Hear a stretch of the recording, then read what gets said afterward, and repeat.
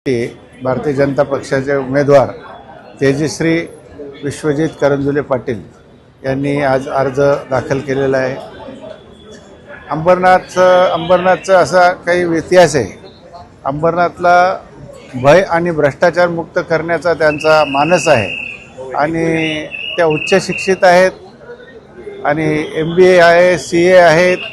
त्यामुळं त्या नक्कीच या जो काही भ्रष्टाचार आणि या नगरपालिकेमध्ये कामाची अनियमितता आणि जे काही विशेष सिस्टम आहे त्याच्यात बदलाव नक्कीच येईल। त्यांच्यामुळं आत्तापर्यंतच्या इतिहासामध्ये या नगरपालिकेला कुठलाही नगराध्यक्ष एज्युकेटेड भेटला नाही आणि त्यामुळं या ठिकाणी जास्त अधिकाऱ्यांना भ्रष्टाचार करण्याचा वाव मिळाला।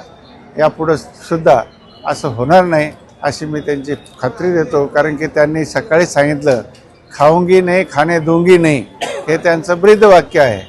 तर त्याप्रमाणे अंबरनाथमध्ये नक्कीच विकासाची गंगा वाहील, याच्यात काही कुठलंही दुमत नाही।